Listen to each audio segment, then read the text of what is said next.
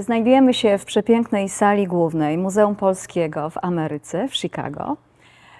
I pragniemy dzisiaj Państwu zaprezentować przepiękną wystawę Polonia rusza do boju. Wystawa powstała w oparciu o dokumenty, fotografie, flagi, sztandary, mundury dotyczące pospolitego ruszenia. Mówimy tutaj o wstępowaniu młodych mężczyzn ze Stanów Zjednoczonych do Armii Polskiej.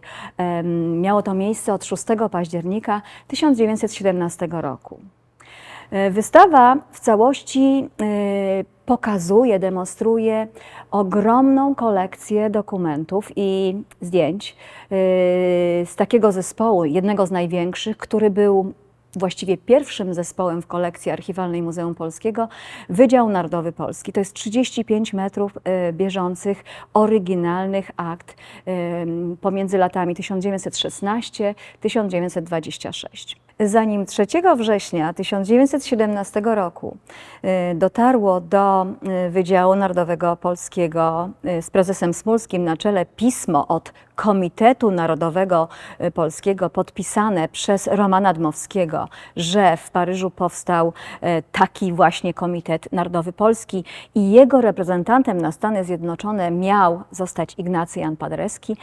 Wychodźstwo polskie obrało mistrza Paderewskiego już dużo wcześniej na twarz Polonii i to on wprowadził się wówczas do swojego mieszkania w Waszyngtonie i tam dopilnowywał spraw Polski. Tam pisał memoriały, tam rozmawiał z przedstawicielami rządu amerykańskiego i doszło do tego, że to właśnie dzięki tym wszystkim lobowaniom, nie tylko lobowaniom Wydziału Narodowego Polskiego, ale i Ignacego Jana Paderewskiego, rząd amerykański przyjął i jakby obwieścił wszystkim, że Komitet Narodowy Polski będzie respektowany jako zwierzchnia władza poza granicami kraju, a Ignacy Jan Paderewski jest twarzą Polski poza granicami. Paderewski również 6 października napisał memoriał do prezydenta Wilsona z prośbą o to, aby zezwolił na rekrutację żołnierzy, chłopców młodych i mężczyzn do 31 roku życia do Armii Polskiej, ale również poprosił o to, aby właśnie nastąpiła ta akceptacja Komitetu Narodowego Polskiego. Zgoda na to przyszła 1 grudnia 1917 roku i ten piękny plakat mówi właśnie, rząd amerykański akceptuje komitet, a także zaraz w ślad za tym przyszło pismo, że będzie mogła powstać Armia Polska, natomiast będzie ona musiała się szkolić w Kanadzie. Był taki obóz Niagara-on-the-Lake, natomiast w całej Ameryce powstało to były różne liczby, około 47 centrów rekrutacyjnych. I tam mężczyźni mogli zgłaszać się, zapisywać się do Armii Polskiej. Ciekawostkę stanowi fakt, że w archiwum Muzeum Polskiego znajdują się oryginalne akta rekrutacyjne poszczególnych mężczyzn. No i właściwie jest to źródło niezbadanych, wciąż odkrywanych materiałów dotyczących przodków, którzy wstępowali, zaciągali się do Armii Polskiej we Francji. Wszystkie punkty rekrutacyjne ozdobione były plakatami Władysława Bendy i zachęcały do wstępowania do Armii Polskiej. W tym budynku, w tej sali, w sali głównej Muzeum Polskiego odbywała się między innymi jakaś ostatnia kolacja. Stąd mężczyźni maszerowali do parafii Świętej Trójcy, która jest niecałą milę od nas. Tam błogosławił ich w 17 roku jeden z pierwszych transportów, błogosławił sam Ignacy Jan Paderewski. Zresztą 3-krotnie bodaj wybrał się do Niagara-on-the-Lake odwiedzać swoich rekrutów. Mało tego, w tym budynku mieściło się Centrum Rekrutacyjne nr 2 w Chicago i tutaj mnóstwo młodych mężczyzn zapisało się do Armii Polskiej. Za mną piękny obóz Niagara-on-the-Lake, piękne, białe, imponująco wyglądające namioty.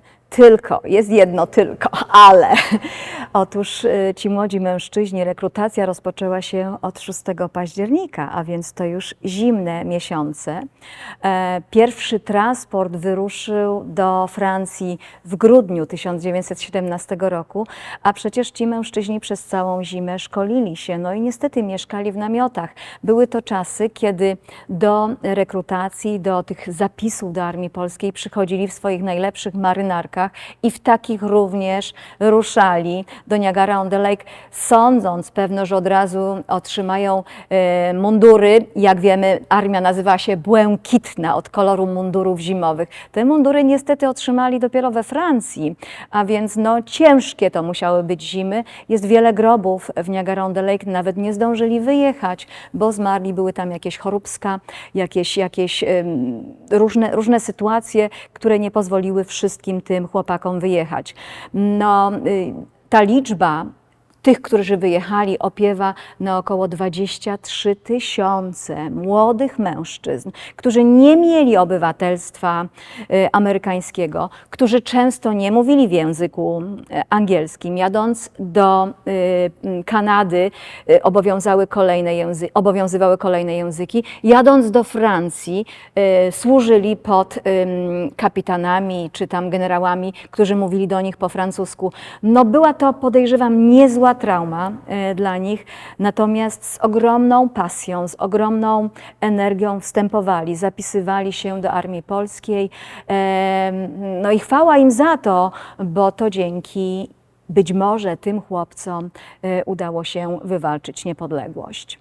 Zatrzymałam się celowo przy jednym z ciekawszych stołów, które prezentują niesamowite według mnie dokumenty mówiące o tym, jak ogromną rolę wychodźstwo polskie w Ameryce miało w odzyskaniu tej niepodległości. Pierwsza sprawa to dokumenty Romana Dmowskiego, który zwrócił się do Wydziału Narodowego Polskiego, aby zaakceptowało Komitet Narodowy. Dokumenty prezydenta Wilsona, który mówił o tym, że zrobi wszystko dla Polski, co w jego mocy, aby jednak ta niepodległość się ostatecznie ziściła. Tuż po podpisaniu traktatu Paderewski napisał przepiękny list. Rodacy, kochani rodacy. I w tym liście mówi, gdyby nie wy, nie byłoby niepodległej Polski. Co ciekawe, to samo powtarza w 20 roku podczas jednego ze swoich wykładów Roman Dmowski, który jakby nie tylko mówi już, że gdyby nie wy, ale gdyby nie wasze pieniądze, gdyby nie wasza ofiarność, gdyby nie miliony dolarów przesłane różnymi drogami. On wręcz mówi o tym, gdyby nie te pieniądze, które łożone były na Komitet Narodowy Polski wówczas, jedyną władzę polityczną, nie byłoby wolnej Polski, a potem pomoc przy traktacie wersalskim. Przecież trzeba było tych polityków tam utrzymać, trzeba było im zapewnić byt, trzeba było godnie reprezentować Polskę. To wszystko było sponsorowane przez Wydział Narodowy Polski. Zgromadzone tu dokumenty obrazują niesamowicie istotną rolę kobiet polskich, które w ślad za mężczyznami, a więc synami, mężami, ojcami, ruszyły do boju. Nie mogły iść do walki wszystkie, ale zaciągnęły się do przeróżnego rodzaju kółek, właściwie przy każdej parafii, przy każdej organizacji. Tworzyły się koła kobiet, koła, sekcje ratunkowe kobiet, przeróżnie one się nazywały. Otwierano szwalnie, tych szwalń było ogromne ilości. One szyły, cerowały, bandaże wykonywały. Nie było jeszcze mundurów, więc szyte były specjalnie na miarę koszule, jakieś marynarki dla tego wojska, które dopiero się, do tej armii, która dopiero się tworzyła. Ta rola kobiet była niesamowicie istotna. Organizowały święconki, organizowały przeróżnego rodzaju imprezy, podczas których zawsze były jakieś licytacje, zawsze coś można było wygrać i zebrać fundusze na potrzeby Polski. Te kobiety zostały przez Helenę Paderewską, żonę Ignacego Jana Paderewskiego, zebrane i od 1918 roku powstał Polski Biały Krzyż. To piękne zdjęcie prezentuje pielęgniarki, które w 1918 roku nie tylko wyszkoliły się w Nowym Jorku dzięki zabiegom między innymi Heleny Paderewskiej, ale pojechały do Francji. Dlaczego? Mężczyźni często bez języka, bez jakiejś takiej opieki. No, kobiety często, no niestety w tamtych czasach tak było, mężczyzna pracował, ale jednak w domu opiekowała się nim żona, matka, dbając o kuchnię, dbając o różne inne jego potrzeby. No nagle zostali pozbawieni tej opieki i ich serca wielkiego, miłości, wyruszali nie znając języka. Te pielęgniarki popłynęły w ślad za nimi, było ich bodaj 42, które natychmiast znalazły się we Francji i tam wspierały ich, organizując przeróżnego rodzaju stołówki, specjalne miejsca wypoczynkowe dla nich, zawożąc im pociechę, czytając książki, wystawiając teatry. Wychodźstwo Polskie, Wydział Narodowy Polski zorganizowało 5 sejmów w Ameryce. Pierwszy odbył się w sierpniu 1918 roku i wziął w nim udział między innymi Ignacy Jan Paderewski z żoną, ale dotarł również Roman Dmowski. Już wówczas Komitet Narodowy Polski miał się dobrze.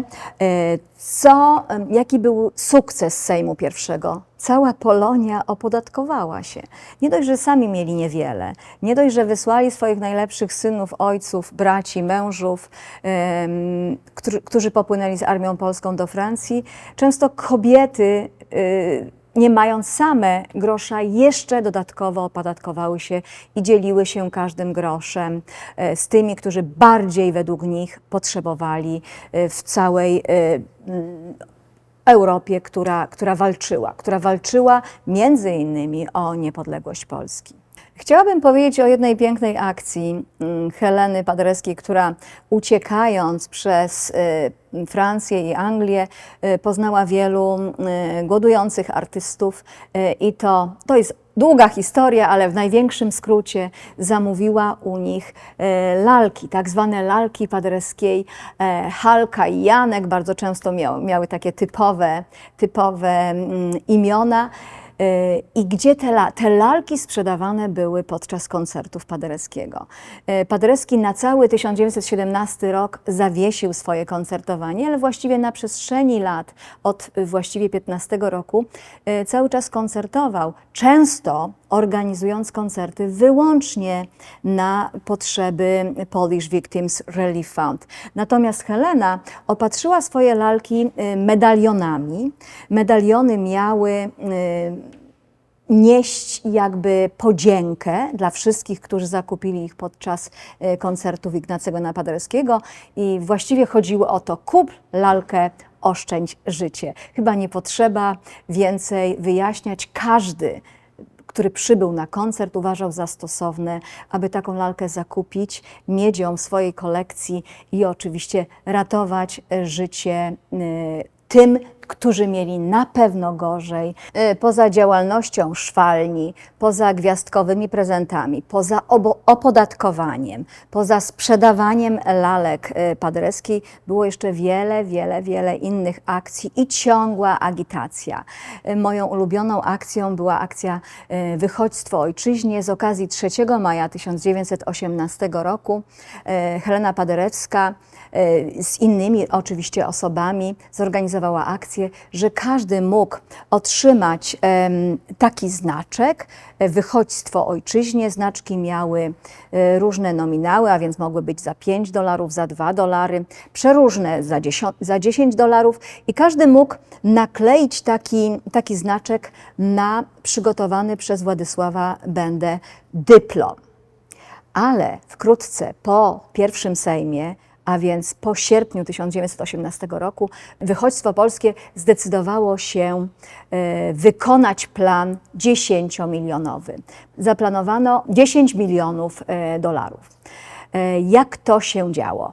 Otóż powstały komitety obywatelskie, które upoważniały poborców podatkowych, które zbierały pieniądze na potrzeby właśnie niepodległości Polski. Były drukowane książeczki. W takiej książeczce Wydziału Narodowego Polskiego na Fundusz Narodowy były znaczki za $1000. Tutaj prezentujemy przepiękne dyplomy ozdobione przez różne osoby. Często pytam dzieci, czym różnią się te dyplomy. Dzieci są bardzo bystre i od razu mówią, ten nie dokupił jeszcze 2 znaczków, jeszcze ma 2 miejsca. A otóż nie, ten, co nie dokupił 2, kupił nominały 25, 50, a ten, który wykupił wszystkie, miał $1. Więc wcale nie znaczyło, że trzeba było zapełnić całą ramkę, ale trzeba było włożyć jak najwięcej serca i pieniędzy. I tą osobą, którą zawsze wyróżniam, jest nasz idol muzealny Mieczysław Hajman, pierwszy kustosz Muzeum Polskiego w Ameryce. 6 października Ignacy Jan Paderewski zaprosił wszystkich, aby wstępowali do Armii Polskiej. Co ciekawe, już 14 października gotowy był hymn napisany przez Ignacego Jana Paderewskiego dla właśnie swoich ukochanych chłopaków, którzy wstąpili do armii. Hymn nazywał się Hej Orle Biały i co ciekawe, został wykonany 14 października 1917 roku, a więc 10 dni po rozpoczęciu rekrutacji, tu w Chicago właśnie. Wykonany został przez specjalnie do tego celu zatrudnioną orkiestrę pod dyrekcją Tadeusza Wrońskiego. Do orkiestry zjechali się chłopcy grający na instrumentach z całej Ameryki. Mało tego, do śpiewu stanął chór z wszystkich parafii możliwych, nie wiem czy tylko z Chicago, być może, że z innych miejscowości, zaśpiewany był i wykonany na tysiące głosów. Chóry i orkiestra ćwiczyły po nocach, żeby zdążyć na 100. rocznicę śmierci Tadeusza Kościuszki 14 października 1917 roku. I to właśnie wydarzyło się w Chicago. Wyobrażam sobie, że to była niesamowita uroczystość i wyobrażam sobie, że była to najlepsza agitacja. Coraz więcej osób zapisało się dzięki temu do Armii Polskiej. Przypuszczam, że w naszym budynku były kolejki, bo nasze rejestry tych, którzy zapisali się do armii w naszym budynku są ogromne. Ta orkiestra pojechała później koncertować w całej Ameryce i zapraszać. Powstawały nowe centra rekrutacyjne i wszyscy oni jak gdyby motywowali, zapraszali, aby ta armia była bogata. No i wiadomo, pojechało ich 23 000, co na początku wydawało się niemożliwe.